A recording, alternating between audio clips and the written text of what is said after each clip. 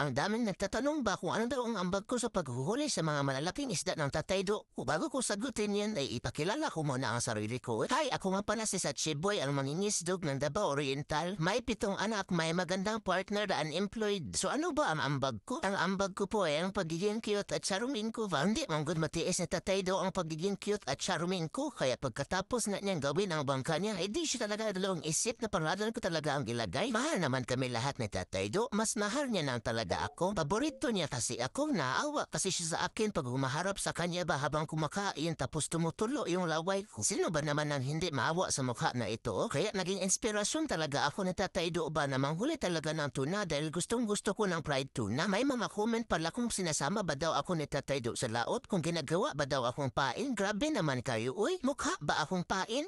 May nag-comment ba kung safe ba daw ang pagkain ng tuna sa mga poor babies? Salamat sa concern ha, pero safe naman mag-eat ng tuna. Oy, basta wag lang kainin ng buo. Sobra talaga kayo sa akin ba? Unemployed lang ako pero di naman ako patay gutom. Ang tingin niyo talaga sa akin ba kay kanang wala gong control sa sarili? Pero totoo ba yan? Di ko talaga makontrol sarili ko di ko nga makontrol pagdami ng anak ko. Makukontrol ako ng mama ko sa pagkain pero paggawa ng anak, nako.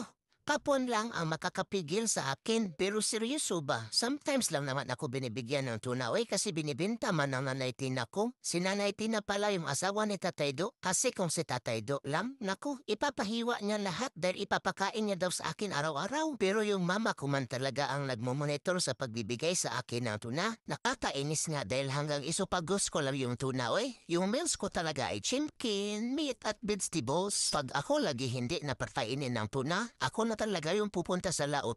Hayaan nyo na lang siguro akong mabuhay na mapayapa, Kung ikaw ay isang manginis dogmatic yan, maganda ang partner mo. Hi, ako nga pala si Sachiboy, ang manginis dog ng Davao Oriental. Habang hindi pa maganda ang lagay ng panahon ay ipakilala ko sa inyo ang maganda kong partner at isishare ko sa inyo ang love story namin. So si Mushi Day, akong gwapa nga partner. Gwapa means maganda. Si Mushi ay maganda, mabait, matalino, magaling pumurma at ang lakas ng dating. Ako naman ay cute, charming, batogan at palamunin. So si Mushi, yung unang anak ng mama ko tapos binili niya ako kasi parang sad daw si Mushi, bibigyan niya daw ng playmate. Pero pagdating ko ay di man niya ako nagustuhan, ayaw man niya sa akin. So sabay kaming lumaki, nagdalaga at nagbinata. At hanggang sa dumating na nga ang panahon na nagbuo na kami ng pamilya namin kahit wala akong trabaho. Okay lang yan kasi may trabaho na mami ko.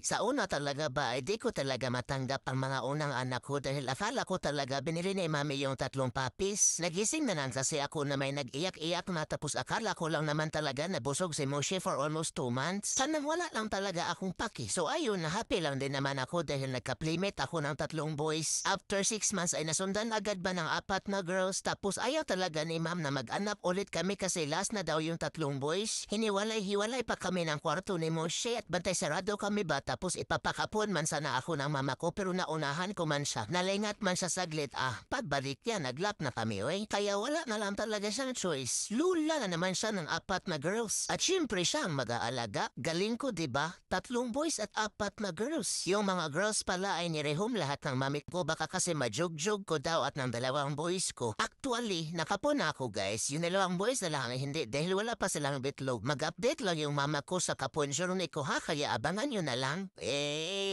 Kapon lang ang makakapigil sa akin. Kapon lang ang makakapigil sa akin. Pinakapon na ako guys. Natigil na talaga ang paghahasik ko ng aking lahi. Akala ko man na mamasyal lang kami sus kaysa vet man pala punta namin tapos nakita ko pa yung Ming-Ming ay wala na. Wala na akong pag-asa na humayo pa at magpakarami. Kinage nga ako ng mami ko dahil di pa ako pwede maglaro-laro tapos sobrang kulit ko pa manggod. Nagtaka nga ako bakit may nilagay pang ganito nagmukha tuloy akong satellite pero sabi ba ng mama ko ay para daw ito sa akin, makakabote man daw ito sa akin. Kaya sa mga tropa peps kong unemployed ay magpakapon na kayo